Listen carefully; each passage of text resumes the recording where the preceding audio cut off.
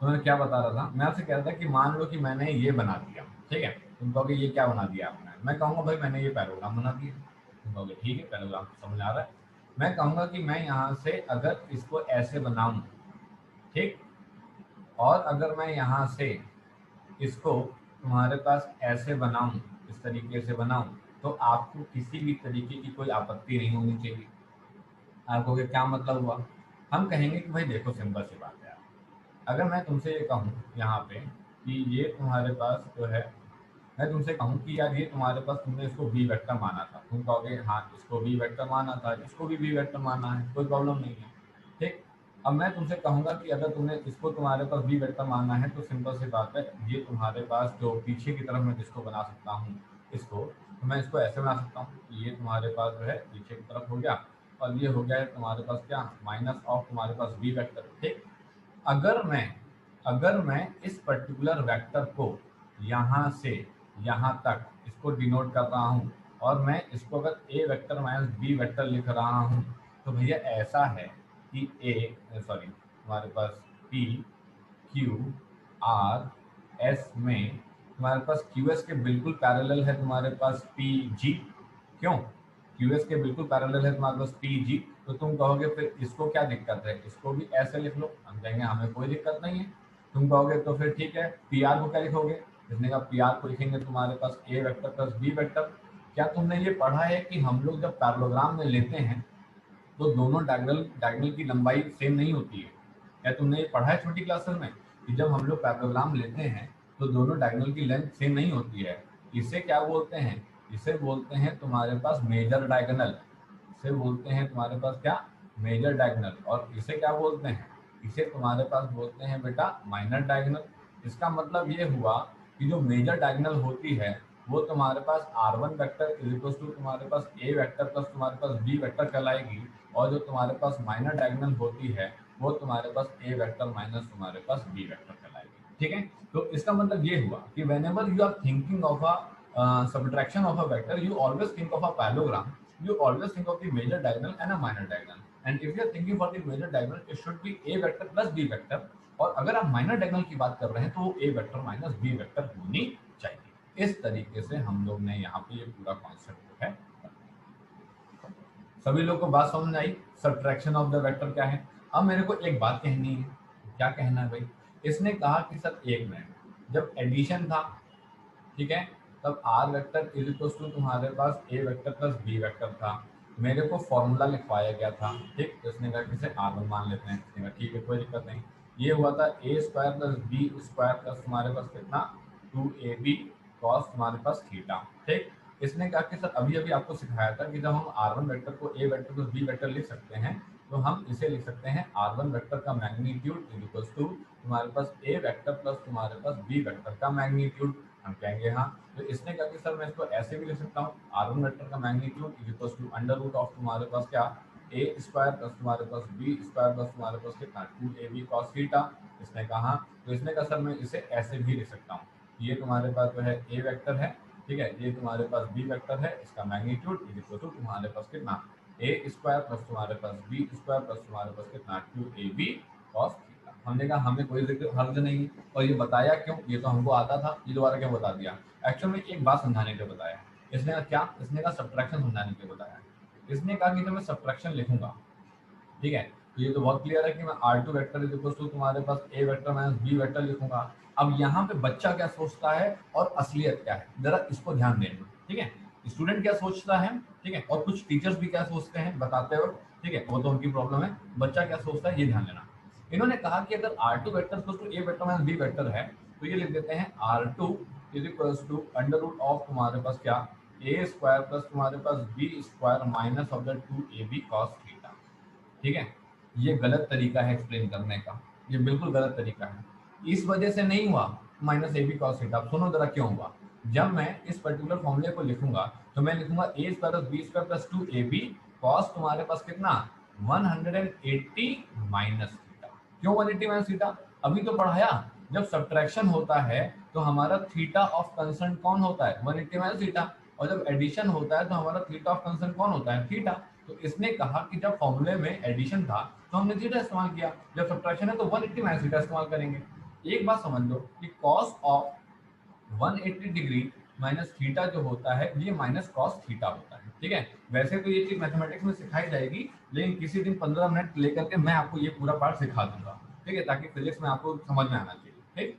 Cos 180 minus theta जो होता है वो माइनस कॉस थीटा होता है, मैंने कहा ठीक है। तो R2 का जो फॉर्मूला बना वो बना तुम्हारे पास क्या, ए स्क्वायर प्लस तुम्हारे पास बी स्क्वायर प्लस तुम्हारे पास 2ab, ये बना minus of the cos theta, और ultimately this particular formula will turn into the a square plus b square minus of तुम्हारे पास 2ab कॉस थीटा, ये बनेगा, ठीक है। और तुम कहोगे रिजल्ट तो सेम आया, तो इसमें गलत क्या था, गलत कुछ नहीं था, लेकिन तरीका बताने का वो गलत है। आप भी डायरेक्टली नहीं लिख सकते, वो उठा के माइनस 2ab cos थीटा लिख लेंगे, आपको एक्सप्लेन करना पड़ेगा 180 माइनस थीटा की वजह से ऐसा हुआ है, ये नहीं कि यहाँ माइनस लिखा तो यहाँ भी माइनस लिख दिया, ऐसा कोई नियम नहीं है, ऐसा कोई भी नियम नहीं है, ये बात आपको समझनी पड़ेगी। बात क्लियर हो रही है? किसी को कोई डाउट यहाँ तक? किसी के मन में हल्का फुल्का कोई डाउट है तो मुझे बताइए, एक्सप्लेन मुझे आप बताइए, मैं आपको एक्सप्लेन करता हूँ। आवाज आ रही है सभी लोग को? बीच में नेट सेट फ्लक्चुएट कर रहा है, दिख रहा है, आवाज आ रही है सभी लोग यस को, आवाज आ सर। रही है? अच्छा, यस यस। हाँ, सभी तुमको आ रही है बेटा आवाज? आवाज साफ सुनाई दे रही है? ये हाँ, ठीक है। बात समझ आई? ये एक तो मैंने ये लिखा, तो मैंने कहा कि यार अगर मैं इसको ऐसे लिख सकता तो सिंपल सी बात है, मैं इसको ऐसे भी लिख सकता था, R2 वेक्टर का मैं लिख सकता था, इसने कहा हाँ लिख सकते, तो कौन सी बड़ी बात है। इसी का फिर मैं तो इसको ऐसे लिख सकता था, a vector minus b vector का मैग्नीट्यूड इज इक्वल्स टू तुम्हारे पास क्या, ये होगा a square plus b square minus तुम्हारे पास 2ab, तुम्हारे पास कितना कॉस थीटा, इस तरीके से ये फॉर्मूला, ठीक है। अब इसमें मेरे को एक बात और बतानी है, अब क्या बताना है आपको, अब मेरे को ये बताना है कि भाई ऐसा है, थीटा और तुम्हारे पास थीटा का बात हो गया सर, और तुम्हारे पास उसका बात भी हो गया, क्या नाम है, 180 थीटा बात हो गया सर। एक बात और है, वो एक बात ये है कि हमको आपको समझाना है अल्फा 1 और तुम्हारे पास अल्फा 2 का फॉर्मूला। अब इसमें क्या खेल गया, इसमें भी कुछ गड़बड़ है? नहीं, गड़बड़ कुछ नहीं है, सेम वैसे ही है, ठीक है। इसने कहा कि जैसा कि हम लोगों ने एडिशन में पढ़ा था, एडिशन ऑफ अ वेक्टर में पढ़ा था कि ऐसा है कि tan अल्फा 1, हम अल्फा 1 इसलिए लिख रहे हैं क्योंकि मुझे अल्फा 2 समझाना है, इसलिए मैं अल्फा 1 लिख रहा हूँ। तो जैसा कि हम लोगों ने ट्राइंगल ऑफ वेक्टर एडिशन में पढ़ा कि उसका फॉर्मूला होता है तुम्हारे पास बी ऑफ तुम्हारे पास साइन थीटा ए प्लस तुम्हारे पास कितना बी ऑफ तुम्हारे पास कॉस थीटा। तो अगर हम सब्ट्रैक्शन में करेंगे तो क्या हो जाएगा, अगर हम सब्ट्रैक्शन में करेंगे तो क्या हो जाएगा, इसने कहा tan ऑफ अल्फा 2, ठीक है। अब सिंपल सी बात है, जहां मैंने थीटा रखा है वहां तुम थीटा तो नहीं रख सकते हो ना, वहां तुम थीटा तो नहीं रख सकते हो, तो तुम वहां क्या रखोगे, वहां रखोगे तुम कॉस, वहां रखोगे तुम 180 माइनस थीटा। साइन ऑफ तुम्हारे पास कितना, साइन ऑफ 180 माइनस तुम्हारे पास थीटा अपॉन ए प्लस तुम्हारे पास बी, कॉस ऑफ तुम्हारे पास कितना 180 माइनस थीटा, जैसा कि मैंने अभी सिखाया कि कॉस ऑफ ऊपर लिखा ही हुआ है आपके सामने, ठीक है, cos of 180 minus theta, sine of 180 minus theta जो होता है वो होता है तुम्हारे पास साइन थीटा, ठीक है, ये होता है तुम्हारे पास साइन थीटा। तो इसने कहा कि ठीक है सर, ये फॉर्मूला आया बी तुम्हारे पास साइन तुम्हारे पास थीटा अपॉन तुम्हारे पास ए प्लस बी तुम्हारे पास माइनस ऑफ कॉस, कॉस तुम्हारे पास कितना थीटा। तो अल्टीमेटली फॉर्मूला क्या बना, बी साइन थीटा अपॉन तुम्हारे पास कितना, अपॉन तुम्हारे पास ए माइनस बी होगा कॉस थीटा। फॉर्मूले में अंतर है कि नहीं है, बिल्कुल अंतर है, ऑब्जेक्टिव सवालों में पूछेगा, बस हल्का से माइनस लगा देगा और तुम्हारा खेल खत्म उसी जगह पर। आई बात समझ में, ठीक है। तो ये बहुत छोटे छोटे जो पॉइंट्स हैं जो मैं आपको समझा रहा हूँ, इसको समझिए। पूरी फिजिक्स आपको, पूरी मैकेनिक्स मेरे को एक इसी के नाम हथियार को लेकर के पढ़ानी है जो कि वेक्टर है। बिना वेक्टर के आपको कोई टीचर कुछ नहीं पढ़ा सकता, ठीक है।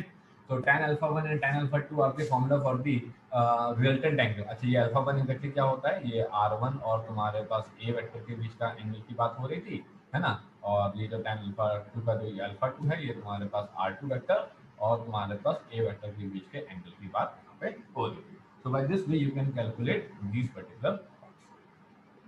यहाँ तक किसी के मन में कोई दुविधा तो नहीं, बात क्लियर है ना सभी लोगों को, कोई डाउट तो नहीं किसी के मन में? चलो, अब मैं आपको कुछ हल्के फुल्के न्यूमेरिकल कराता हूँ, बहुत हो गए कॉन्सेप्ट, अब जरा कुछ हल्के फुल्के न्यूमेरिकल हम लोग करते हैं, ठीक है। जरा हम लोग क्या पढ़े, है ना, चलो देखते हैं जरा। सो पहला न्यूमेरिकल मैं आपके सामने लेकर के आता हूँ, सिंपल सा लेकर के आता हूँ, ठीक है। अब इतना सिंपल भी नहीं लाऊंगा कि ए प्लस बी वाला हो जाएगा, ठीक, थोड़ा सा रहेगा उसमें कंटेंट, देखिए जरा।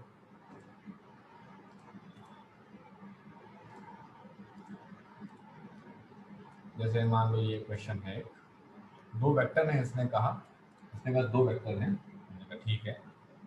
उन्होंने कहा ये लोग इक्वल इन मैग्नीट्यूड। हमने कहा ठीक, इक्वल इन मैग्नीट्यूड है। Must have their resultant equal in magnitude of either. ले, इसने कहा एक तुम्हारे पास क्या नाम है A1 वेक्टर है, ठीक है, इसकी वैल्यू A है, और एक तुम्हारे पास A2 वेक्टर है, इसकी भी वैल्यू A है, और जो इनका रिजल्टेंट वेक्टर है इसकी भी वैल्यू तुम्हारे पास A है। लेकिन सबकी वैल्यू A कर दी, क्या करा जाए, इसने कुछ ना किया जाए। Find the angle between the two vector है। अब मुझे बिल्कुल भी नहीं पता कि इसका आंसर क्या आने वाला है, मैं बिल्कुल अनसर्टेन। इसने कहा क्यों, इसने कहा भाई पता ही नहीं क्या वो आंसर देगा ये। तो इसने कहा कि देखो कैसे देता है, जरा समझते, इसी से पूछते हैं कैसे आएगा आंसर, यही बताएगा। इसने कहा भाई मुझे नहीं पता कि तुम्हारा एंगल कितना है, मुझे बिल्कुल भी आइडिया नहीं है, लेट सपोज तुम्हारा एंगल है थीटा। इसने कहा ठीक है, ये कौन है, ये तुम्हारे पास A2 वेक्टर है, ये कौन है, ये तुम्हारे पास A1 वेक्टर है, ठीक है। हमने कहा ठीक। अब हमने लिखा R इक्वल टू तुम्हारे पास जो है A स्क्वायर प्लस तुम्हारे पास B स्क्वायर प्लस तुम्हारे पास 2AB cos थीटा फॉर्मूला होता है अपना, ठीक है ना। आप इसको अपने फॉर्म में लिख लीजिए। आप लिख लीजिए A1 का स्क्वायर प्लस तुम्हारे पास A2 का स्क्वायर प्लस तुम्हारे पास 2A1 A2, ठीक है, कॉस ऑफ तुम्हारे पास कितना, कॉस ऑफ थीटा, ठीक। ये आ गया रिजल्टेंट। हमने कहा कि इसको आप एक काम करते हैं सर, इसको आर स्क्वायर कर लेते हैं, ये हो जाएगा A1। अच्छा, A1 की वैल्यू कितनी है, A1 की वैल्यू A है, तो हमने यहाँ पे पुट करी A स्क्वायर प्लस तुम्हारे पास A स्क्वायर 2 इंटू A और कॉस ऑफ तुम्हारे पास थीटा, ठीक। इसने कहा आर की जगह सर A स्क्वायर पुट कर देते हैं, तो A स्क्वायर प्लस तुम्हारे पास A square plus 2A square, ये हो गया कॉस थीटा। हमने कहा ठीक है, ये इस पर कैंसिल हुआ, ये हुआ minus of the A square, ये हो गया 2A square cos of theta. A square cancel हुआ, -1/2 आ गया, ये हो गया तुम्हारे पास कॉस ऑफ तुम्हारे पास थीटा, ठीक है।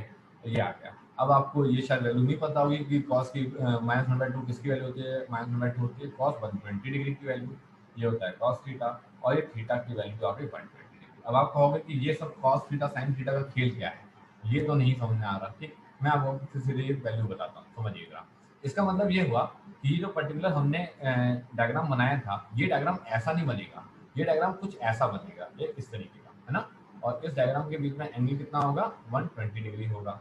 ये रहा इसका तुम्हारे पास A1 वेक्टर, ये रहा इसका तुम्हारे पास A2 वेक्टर, और इनका जो रिजल्टेंट निकलेगा, अब मुद्दा ये है इनका रिजल्टेंट कैसे निकलेगा, हम कैसे निकालेंगे। tan alpha is equal to होता है तुम्हारे पास b साइन थीटा अपॉन तुम्हारे पास a प्लस तुम्हारे पास b कॉस थीटा। यहाँ पे हमारा b जो है वो A2 हो गया, तो हमने कहा कि A2 साइन तुम्हारे पास कितना 120, ठीक है, और तुम्हारे पास ये हो गया है A1 प्लस तुम्हारे पास A2 कॉस तुम्हारे पास 120। अब साइन 120 की वैल्यू आपको निकालनी है, ये कैसे आएगी मैं भी आपको सिखाऊंगा अभी पूरा। 180 माइनस करके 60 आता है, देन ये वहाँ पर साइन 60 आ जाता है, और ये वैल्यू आती है √3/, ठीक। तो इसने कहा A2 की वैल्यू A है, ये हो गया है √3/2, ये हो गया है A, ये हो गया है A, और ये हो गया है -1/2। ये हो गया है कि A इंटू √3/2, A में से A/2 गया तो बचा A/2, A से A कैंसिल हुआ, 2 से 2 कैंसिल हुआ। tan अल्फा की वैल्यू हो गई कितना, √3। भैया tan में √3 कब आता है, एनीवन, तो 60 डिग्री पे। 60 डिग्री में। इसका मतलब अल्फा की वैल्यू कितनी होगी, 60 हो गई। इसका मतलब है इनका जो सा रिजल्टेंट आएगा ना, इनका जो सा रिजल्टेंट आएगा ना, ये जो आर वेक्टर आएगा ना, ये आर वेक्टर A1 से तुम्हारे पास अल्फा इक्वल टू कितना बनाएगा, 60 बनाएगा, ठीक है। चलो पहले तो मैं आपको जरा ये एंगल का खेल समझा दूं, क्योंकि आपको अगर एंगल का खेल नहीं समझना है तो सब बेकार हो जाएगा। सबसे पहले समझो भैया, ऐसा है कि ये तुम्हारे पास 4 क्वाड्रेंट होते हैं, ठीक है, ये तुम्हारे पास जो है 4 क्वाड्रेंट होते हैं। इन 4 क्वाड्रेंट में तुमको तुम्हारे पास यहाँ पे पता है कि साइन, ठीक, कॉस, टैन, कॉट, सेक, और तुम्हारे पास कोसेक, सारे पॉजिटिव होते हैं यहाँ पे, ठीक है। यहाँ पे कौन पॉजिटिव होता है सेकंड क्वाड्रेंट में, बताओ भाई, यहाँ पे कौन कौन पॉजिटिव होता है। यहाँ पे साइन पॉजिटिव सर होता है, साइन और कॉसेक। और कॉसेक पॉजिटिव होता है। यहाँ कौन पॉजिटिव होता है, यहाँ टैन और कॉट पॉजिटिव होता है। यहाँ कौन पॉजिटिव होता है, कॉस, और यहाँ पे सेक पॉजिटिव होता है, ठीक है ना। बाकी सब लोग नेगेटिव होते हैं, ठीक है। अब इसने कहा कि यहाँ पे एक तो आता है तुम्हारे पास कॉस तुम्हारे पास 90 माइनस तुम्हारे पास थीटा, ठीक है, और एक आता है तुम्हारे पास कॉस 180 माइनस थीटा। इसका मतलब एक 90 की फैमिली है और एक कॉस 180 की फैमिली है, ठीक है। लेकिन फैमिली में बस दो ही लोग आते हैं, एक 90 आता है और एक 180 आता है, मतलब 90 270, ठीक है, मतलब 90 और 270, और तुम्हारे पास कितना 9 3 27 9 3 9 4 दा 45 450, ये इन लोग की फैमिली है, ये 180 वालों की फैमिली है 360, और तुम्हारे पास कितना 540, ठीक है। इनको मान लो ऑड फैमिली और इनको मान लो इवन फैमिली, ठीक है। ये हो गई तुम्हारे पास ऑड फैमिली, ये हो गई तुम्हारे पास इवन फैमिली, ठीक। समझना जरा, इसने कहा कि अगर तुम्हारे पास ऑड फैमिली है, ठीक है, अगर तुम्हारे पास कैसे है ऑड फैमिली, इन्होंने कहा ठीक है ऑड फैमिली है, तो क्या करा है इन्होंने कहा कि अगर तुम्हारे पास ऑड फैमिली रहेगी तो ऑड फैमिली में तुम्हारे पास कैसा रहता है, समझिएगा। ऑड फैमिली में साइन जो है वो चेंज होता है तुम्हारे पास कॉस में, कॉस चेंज होता है साइन में, टैन चेंज होता है तुम्हारे पास कॉट में, कॉट चेंज होता है तुम्हारे पास टैन में, सेक चेंज होता है तुम्हारे पास कोसेक में, कोसेक चेंज होता है तुम्हारे पास सेक में, ठीक है। ये तुम्हारे पास ऑड इवन फैमिली मैंने आपको सिखाई है, ठीक है। ये यहाँ पे ऐसे मतलब आता है पार्ट, एंगल का पार्ट आता है, ऐसे सिखाना पड़ता है, ठीक है। तो इसने कहा कि ठीक सर आगे, अब इसने कहा कि आगे सीखना है, जब देखिए इन्होंने कहा कि अगर इवन फैमिली होगा तो क्या होगा, जो टैन इवन फैमिली कहता है, इवन फैमिली ने कहा कि साइन कॉस टैन, ठीक है, और क्या नाम है कॉट और सेक और तुम्हारे पास कोसेक, ये लोग किसी में भी कन्वर्ट नहीं होते, ये लोग जो है किसी में भी तुम्हारे पास कन्वर्ट, मतलब किसी में भी ये लोग कन्वर्ट होकर के कहीं जाएंगे नहीं, ये जैसे हैं ये वैसे के वैसे ही रहेंगे। उन्होंने कहा ठीक है सर, जैसे हैं वैसे के वैसे रहेंगे। तो आगे देखते हैं, अब इसने क्या बोला, इसने कहा कि देखिए ऐसा है, अगर मैं आपसे कहता हूँ कि साइन तुम्हारे पास 180 माइनस तुम्हारे पास थीटा है, ठीक है, इवन में तुम्हारे पास कोई चेंज नहीं होता, तो हमने डायरेक्टली इसको साइन थीटा लिख दिया। हमने कहा ठीक, कोई दिक्कत नहीं, साइन 180 माइनस थीटा, लेट तुम्हारे लेट तुम्हारे पास theta is equals to 1 degree, ठीक है। ये कितना हो गया, साइन तुम्हारे पास 179 डिग्री, ओके। 179 का मतलब क्या हुआ, ये जो फर्स्ट क्वाड्रेंट अपना होता है, इस फर्स्ट क्वाड्रेंट में जो थीटा की वैल्यू होती है वो 0 से लेकर के तुम्हारे पास 90 तक होती है, ठीक। सेकेंड क्वाड्रेंट में थीटा की वैल्यू तुम्हारे पास जो है 90 से लेकर के अच्छा ये जो ये 90 होंगे ये नहीं गिने जाएंगे, ठीक है, मतलब ये मार्क पॉइंट्स नहीं गिने जाएंगे, ऐसे रहेगा।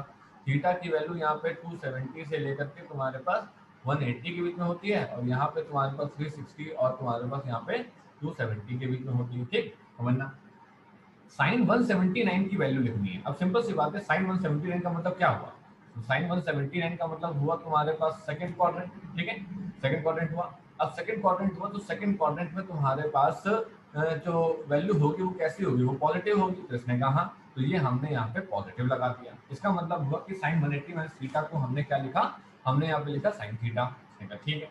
सिमिलरली हमने कहा कि हमको कॉस 180 माइनस थीटा लिखना है, अगर हमको कॉस 180 माइनस थीटा लिखना है तो हमने क्या लिखा, तो हमने इसको लिखा हमारे पास कॉस थीटा, क्योंकि ये 180 है, ये तुम्हारे पास इवन फैमिली है, इवन फैमिली में चेंज नहीं होता, जैसा ट्रिग्नोमेट्रिक फंक्शन रहता है वो वैसे के वैसे रहता है। Cos 180 minus theta, let suppose theta की वैल्यू हमने 1 डिग्री रखी, तो ये हो गया कॉस तुम्हारे पास कितना 179 डिग्री, ठीक है। अब कॉस अगर 179 डिग्री हो गया है तुम्हारे पास, तो ये कैसे आएगा, कॉस 179 का मतलब हुआ कि सेकंड क्वाड्रेंट, सेकंड क्वाड्रेंट में कॉस होता है नेगेटिव, तो हमने क्या लगा दिया, हमने लगा दिया माइनस, बात समझ आई, हमने क्या लगा दिया, हमने लगा दिया माइनस साइन, इसने कहा ठीक है। अब जैसे मान लो इसने लिखा कि साइन तुम्हारे पास 90 माइनस तुम्हारे पास थीटा, ये भाई साहब ऑड है, ठीक है, ऑड है तो साइन कन्वर्ट होगा, साइन किस में कन्वर्ट होगा, कॉस में कन्वर्ट होगा, तो ये होगा साइन का तुम्हारे पास कॉस थीटा, 90 माइनस